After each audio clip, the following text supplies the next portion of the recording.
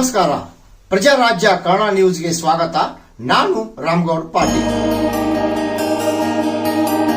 ಸಡಗರ ಸಂಭ್ರಮದ ಹುಕ್ಕೇರಿ ಶ್ರೀ ಲಕ್ಷ್ಮೀ ದ್ಯಾಮವ್ವ ದೇವಿ ಜಾತ್ರೆ ಐತಿಹಾಸಿಕ ಪರಂಪರೆಯ ಈ ಜಾತ್ರೆಗಳಲ್ಲಿ ಹೆಚ್ಚು ಅದರಲ್ಲಿ ಬೀಗರು ಬಂಧುಗಳು ಜನರನ್ನು ಒಗ್ಗೂಡಿಸುವ ಸಂಭ್ರಮಿಸುವ ಜೊತೆ ಅಪಾರ ನಂಬಿಕೆ ವಿಶ್ವಾಸ ಹೊಂದುವ ವ್ಯವಸ್ಥೆಯೇ ಈ ಜಾತ್ರೆ. ಈ ನಿನ್ನೆ ಲಕ್ಷ್ಮೀ ದ್ಯಾಮವ್ವ ದೇವಿಯನ್ನ ಬಸ್ತವಾಡೆ ಅವರ ಕುಟುಂಬ ಮನೆತನದವರು ವಿಜೃಂಭಣೆಯಿಂದ ತಾಯಿ ಲಕ್ಷ್ಮೀ ದೇವಿಯನ್ನು ಬರಮಾಡಿಕೊಂಡರು. ರಾತ್ರಿ ಇಡೀ ದೇವಿಯ ಆರಾಧನೆ. ಶ್ರೀ ಲಕ್ಷ್ಮೀ ದ್ಯಾಮವ್ವ ದೇವಿ ಬಸ್ತವಾಡೆ ಮನೆತನದ ಹೆಣ್ಣು ಮಗಳು ಎಂದೇ ಹೇಳಲಾಗುತ್ತಿದೆ. ಹುಕ್ಕೇರಿ ಪಟ್ಟಣದ ಸ್ಥಳೀಯರು, ಸಾರ್ವಜನಿಕರು, ಶ್ರೀ ಲಕ್ಷ್ಮೀ ದೇವಿಯ ಭಕ್ತರು ತಾಯಿ ದ್ಯಾಮವ್ವ ದೇವಿಗೆ ಉಡಿ ತುಂಬಿ ಶ್ರೀ ಲಕ್ಷ್ಮೀ ದ್ಯಾಮವ್ವ ದೇವಿಯ ಆಶೀರ್ವಾದ ಪಡೆದುಕೊಂಡ್ರು. ರಾಮಗೌಡ ಪಾಟೀಲ್, ಪ್ರಜಾರಾಜ್ಯ ಕನ್ನಡ ನ್ಯೂಸ್, ಹುಕ್ಕೇರಿ.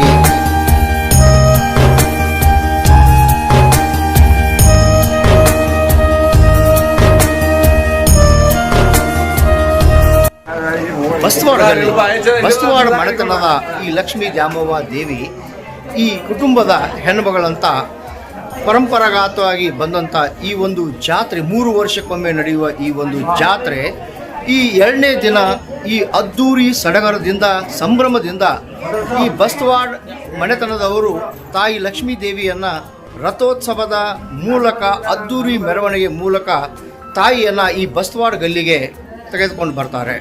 ನಂತರ ದಿನ ರಾತ್ರಿ ಈ ತಾಯಿಯ ಜಾಗರಣೆ ಮಾಡಿಕೊಂಡು ನಂತರ ಅವರನ್ನು ಇಂದು ಮತ್ತೆ ತುರುಮಂದಿ ಹಳ್ಳದ ಕೇರಿಗೆ ಬೀಳ್ಕೊಡ್ತಾರೆ.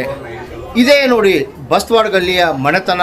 ಆ ಬಸ್ತವಾಡ ಮನೆತನದವರು ಒಗ್ಗಟ್ಟಾಗಿ ಎಲ್ಲರೂ ಕೂಡಿಕೊಂಡು ತಾಯಿ ದೇವಿಯನ್ನು ಆರಾಧಿಸ್ತಾರೆ. ಇದೇ ಬಸ್ತವಾಡ ಮನೆತನದ ಹೆಣ್ಣುಮಗಳೇ ಶ್ರೀ ಲಕ್ಷ್ಮೀ ದ್ಯಾಮವ್ವ ದೇವಿ ಅಂತ ಹೇಳಲಾಗುತ್ತಿದೆ. ಪರಂಪರೆಯಂತೆ 56ನೇ ವರ್ಷದಿಂದ ನಮ್ಮ ದೇವಿ ಜಾತ್ರೆ ನಡೆಯುತ್ತಾ ಬರುತ್ತದೆ ಮತ್ತು ನಮ್ಮ ಬಸವಾಡೆ ಕುಟುಂಬದ ಎಲ್ಲ ನಾವು ಅಣ್ಣ ತಮ್ಮಂದಿರು, ಅಕ್ಕ ತಂಗಿಯರು, ನಮ್ಮ ತಂದೆ ತಾಯಿಯರು ಎಲ್ಲ ಅತಿ ವಿಜೃಂಭಣೆಯಿಂದ ನಡೆಸುತ್ತಾ ಬಂದಿದ್ದಾರೆ. ಹಾಗಾಗಿ ಈಗ ಮಂಗಳವಾರ ಜಾತ್ರೆ ಹಾಕಿದ ಶುರು ಆಕೈತಿ.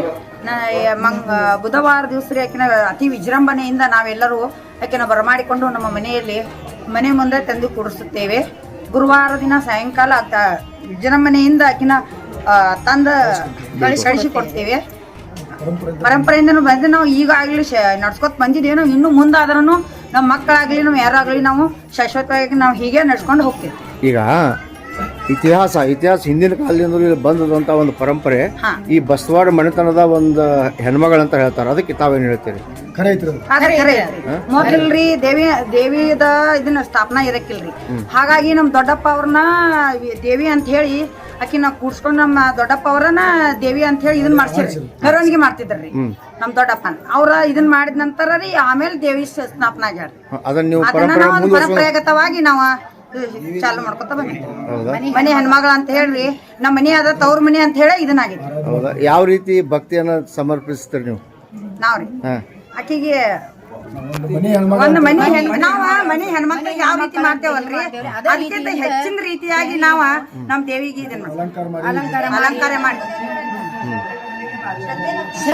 ಇದನ್ನ ಎಲ್ಲ ಮಾಡಿಕೊಳ್ಳುತ್ತಿದ್ದೀವಿ. ಹೆಚ್ಚಾಗಿ ನಾವು ಇದನ್ನ ಮಾಡ್ತೀವಿ. ಕುಟುಂಬ ಒಗ್ಗಟ್ಟಾಗಿ ಎಲ್ಲರೂ ಒಗ್ಗಟ್ಟದಿಂದ ದೇವಿ ಜಾತ್ರೆ ಮಾಡಿ ಎಲ್ಲರೂ ಒಗ್ಗಟ್ಟದಿಂದ ಆಕಿನ ಆರಾಧನೆ ಮಾಡ್ತೀವಿ. ಪರಂಪರೆಯಿಂದ ಬಂದಂತ ನಮ್ಮದು ಮಾಡ್ಕೊತ ಬಂದಾರ್ರಿ. ಆ ಪ್ರಕಾರ ನಾವು ಈಗಿನ ಜನರೇಷನ್ ಪ್ರಕಾರ ಅವ್ರು ಮಾಡಿದಂತ ನಾವು ಅದ್ರ ಇತರಲೇನ ಮಾಡ್ಕೊತ ಹೋಗ್ಬಿಡ್ತೀವಿ. ನಾವು ಬಡ್ಡಿಂದ ದೇವಿಯ ತಂದು ಕುಣಿಸಿ ದೇವಿ ಅತ್ತೆ 20 ಜನ ಇದು ಮಾಡಿ ಅಲಂಕಾರ ಮಾಡಿ ಮೊದಲಿಂದ ನಾವು ಆರಾಧಕರು ಮತ್ತು ದೇವಿಯ ತವ್ರ ಮನೆ ಇದರಿಂದ ನಾವು ಅತ್ತೆ 20 ಜನ ಮಾಡ್ತೇವೆ. ಹೀಗಾಗಿ ಎಲ್ಲರೂ ಕೂಡಿ ಮಾಡ್ತೇವೆ. ಎಲ್ಲ ಹಿರಿಯರ ಮಾರ್ಗದರ್ಶನದ ಕೊಟ್ಟಿದ್ದಲ್ಲ ಅದೇ ಮಾರ್ಗದರ್ಶನದಾಗ ನಾವು ಎಲ್ಲರೂ ಹೋಗ್ತೇವೆ.